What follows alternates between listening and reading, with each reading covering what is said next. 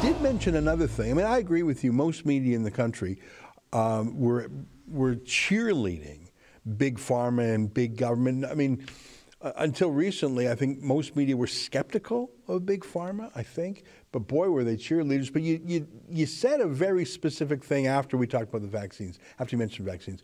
You talked about a Chrystia Freeland article that was altered. It sounds like your work was altered without consulting you, even though it went out over your name. It sounds like that happened sort of often.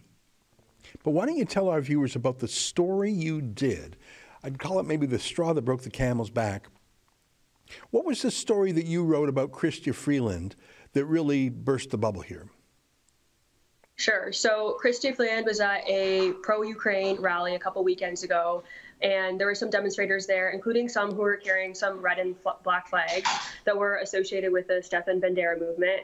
And he was basically a Nazi collaborator during World War II. He was responsible for the murders of, probably thousands of Jews. And she was photographed with this sign, and she had posted it actually to her social media account. And then when people started commenting on the fact that this banner is associated with the Bandera movement, she quickly deleted it and posted a new photo and offered no explanation. So media, True North was the first to pick up on this, started writing about it. I covered the story. I explained the sort of muddled history of the scarf, that it had been associated with Nazis and it's now been repurposed by neo-Nazis.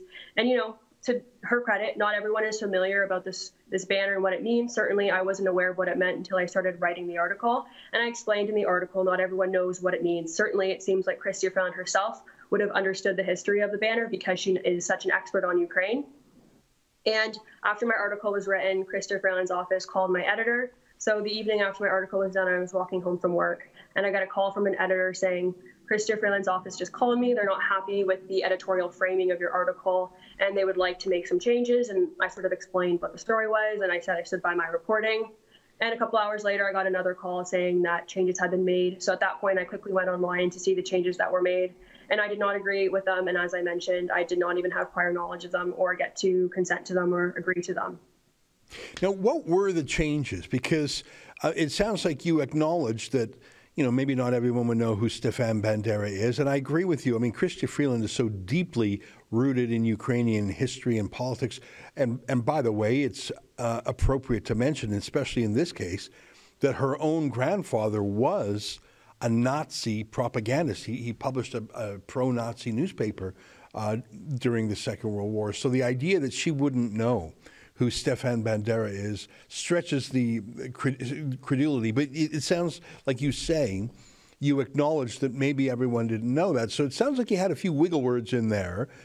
You weren't implying that she knew and made a conscious choice. You're just showing that it happened and that she deleted the evidence of it without comment. So it sounds like you were just doing factual reporting. Was there anything in particular that your editors or Chrystia Freeland's office took issue with? Was there a factual error that they said you made? Sure. So these were the big things that were sort of the points of contention. The word neo-Nazis was completely removed from the article. Any reference of it was taken out of the article. They also sort of worded down the article to make it seem like Freeland had been pictured with this scarf that had colors that were also at times associated with the Bandera movement, when it was more than just that. There was, a slogan on the scarf, and there was also an emblem there. And the other thing was also that her office was really upset about was the word of the use banner. So when I had first written the article, I had used the words banner and the word scarf interchangeably because it's a scarf that's being used as a banner. 3 people are holding it up, including Freeland, and walking throughout the crowd. So I'd use the words interchangeably, and then my copy editor comes to me and says, well, don't use it interchangeably, like, which is it? So I explained to her how it was being used, and she says, no, that's not a scarf, that's a banner. So we made the decision to use the word as a banner. So any references to the word banner or sign were also removed from the article, and a correction was put at the bottom saying that it was in fact a scarf. And then the last thing was that I had spoken to an expert, a Ukrainian expert, just to kind of get the full context of the scarf, because as I mentioned, I was not familiar with its history prior to writing the article, and I assumed that many of my readers wouldn't be, readers rather. So I talked to this expert, and I got kind of a sense of what the scarf meant, and even explained that, not everyone really knew what it was about. And so I gave him a lot of airtime at the bottom, but it is worth noting that he was a friend of Chrystia Freeland's. Unfortunately, he was the only expert I could get on the phone. I only had about an hour to write the story. So I had a pretty quick turnaround. But, I included that his comments, but I also included that he was a friend of Chrystia Freeland.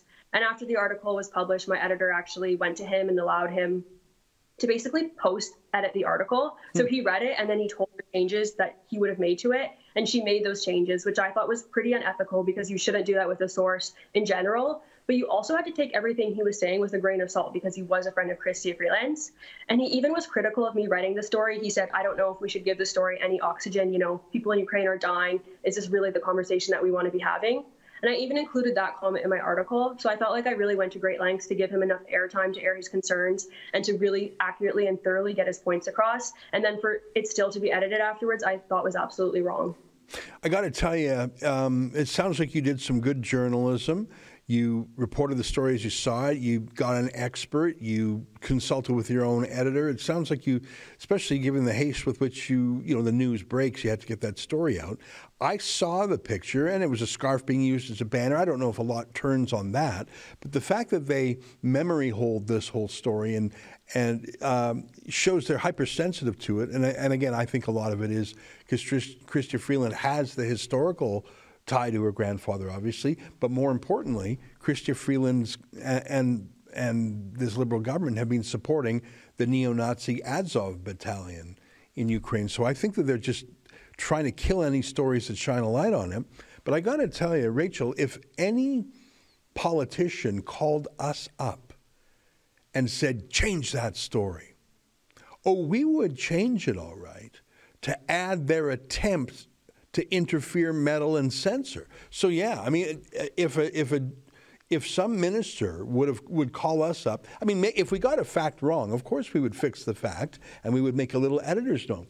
But the fact that Chrystia Freeland was calling you and surely calling around anyone else and trying to edit and getting editors to accept that is huge and shocking news. And I don't think it's unrelated to the fact that iPolitics and the Toronto Star and 99% of the media in this country are on the dole.